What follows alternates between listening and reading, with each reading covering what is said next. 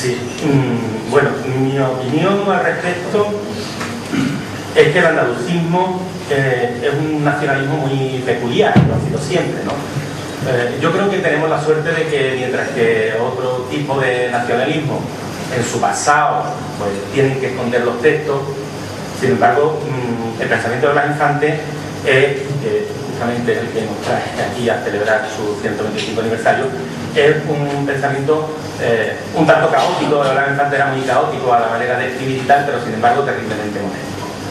El nacionalismo de Blas Infante, desde mi modesto punto de vista, pone el énfasis sobre todo en la autonomía de la sociedad y no en estructuras políticas estatales. Eso es muy importante, ¿no? Eso es muy importante. Igual que Blas Infante tenía un componente, salvando la distancia, ecológico muy fuerte. La realidad era muy intuitivo, una cosa muy intuitiva, tal vez poco sistemática, pero esa le dio una enorme modernidad a su pensamiento, cosa que no tiene ni Sabino Arana en nadie. Eso nos permite que nosotros nunca hemos identificado autonomía de la sociedad andaluza con soberanismo. Nunca lo hemos identificado. Es decir, porque consideramos que tanto la estructura política como la estructura económica no eran fines en sí mismos, sino eran instrumentos al servicio de la sociedad. Así que lo importante era la soberanía de la sociedad. En la globalización,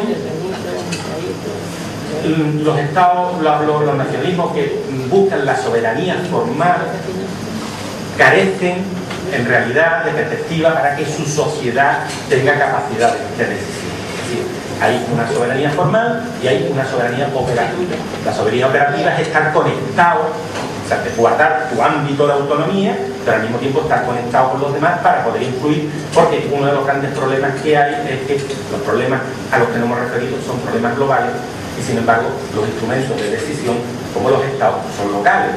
Los únicos que son globales ahora mismo son las multinacionales y los mercados. Por eso están llevando la iniciativa como lo están llevando. Por esto lo que le quiero decir es que el andalucismo siempre ha sido partidario del federalismo. Siempre ha sido partidario del federalismo. Federalismo en el Estado español, federalismo en la península ibérica, federalismo en Europa, federalismo en el mundo. Es decir, es un instrumento en el cual preservamos nuestra autonomía y nos conectamos con los demás. Entonces yo creo que por ejemplo, en la gente del Consejo de Redacción de Parágrafo 36 hay prácticamente, por decir, ¿no? Quiero decir, unanimidad sobre que nosotros somos defensores del federalismo. Hay muchos tipos de federalismo, de todas maneras. Hay federalismos más centralistas, más homogeneizadores, etcétera, etcétera. ¿Cuál es el problema? O sea, el problema es que ahora mismo Andalucía pinta muy poco. Hay un eje, Madrid, Bilbao, Barcelona, en el cual pues tienen poder político y lógicamente pues están arrimando a las cuatro sardinas. Ya hemos dicho que los niveles de desarrollo frente a la crisis del País Vasco son tremendos, que ahora mismo los catalanes que tienen las elecciones en este otoño lo que quieren es el mismo concierto, el mismo sistema económico de relación con el Estado que tiene el País Vasco, y que además están dando la idea de que nosotros pues, somos unos impresentables, que lo único que hacemos es ser un sumidero de las rentas que se producen en el conjunto del Estado vía transferencia a la cantidad de pagos. Entonces, quiero decir que desde nuestro punto de vista nosotros somos federalistas, pero somos federalistas defendiendo un poder real para Andalucía. Y en este sentido, precisamente en el espacio plural, los partidos nacionalistas que se reúnen, todo el mundo comparte el federalismo, ¿no? Por lo cual yo creo que ahí no debería haber ningún tipo de problema. Segunda cuestión que me plantea, el estatuto actual. Yo voté que no al estatuto. Y nos costó mucho trabajo explicar el por qué no al estatuto. Porque el estatuto en sí mismo, si lo desconectamos de lo que está ocurriendo en el resto del Estado, era mejor que el anterior. De hecho, Concha Caballero, que estuvo aquí, fue una de las impulsoras del estatuto. Pero ¿qué es lo que decíamos? Decíamos que no se puede ver el estatuto de Andalucía aislado de lo que está ocurriendo en el resto del Estado. Quien llevó la iniciativa de la reforma de los estatutos fue Cataluña. Cataluña hizo un estatuto a su medida. En Andalucía llevaban discutiéndolo 3-4 años a través sobre todo de un gran instituto que tienen allí, que se llama el Instituto de Estudios Autonómicos, cuyo líder, por cierto, lo van a nombrar ahora magistrado del Tribunal Constitucional, el ICEA.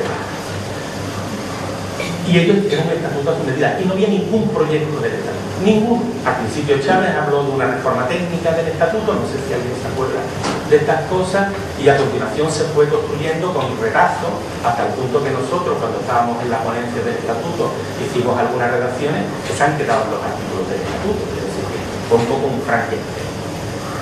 El asunto es que lo que nosotros decíamos era que tenía que haber una reforma constitucional para todo el mundo, que estableciera las reglas del juego de un Estado semifederal como el que estamos viviendo a un Estado federal, que aclarara cuál era la financiación de las comunidades autónomas y que con esas reglas del juego se hicieran unos estatutos que dieran más.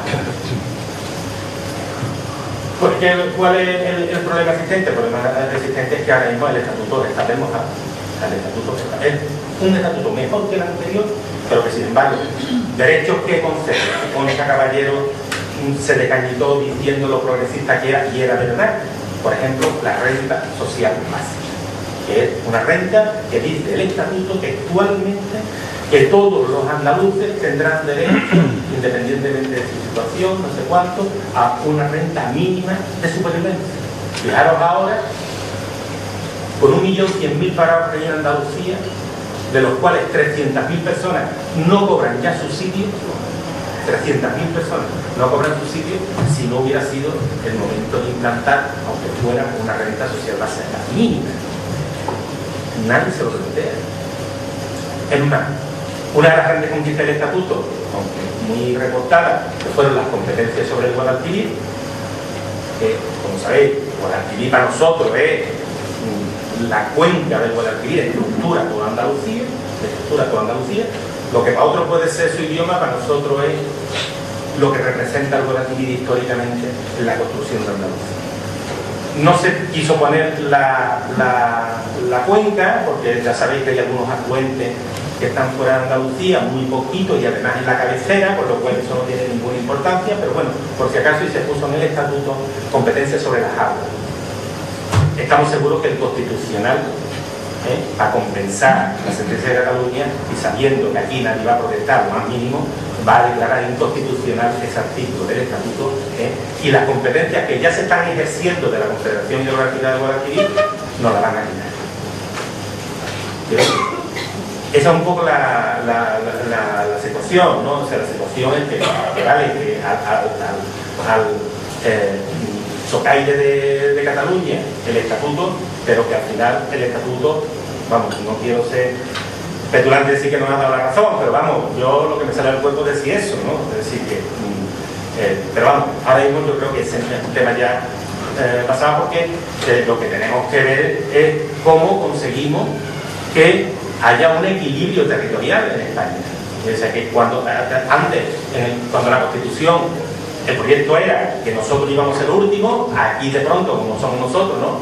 Dimos el do de pecho, nos pusimos delante, llevamos viviendo la renta 30 años, llevamos viviendo la renta 30 años, y ahora la situación ha vuelto al principio. En la situación estamos como antes del 28 de junio. Lo que pasa es que la situación ahora mismo es mucho más dramática, porque lo que estamos en el fondo diciendo es que hay un horizonte de escasez, y en ese horizonte de escasez va a haber una pelea a muerte por los recursos.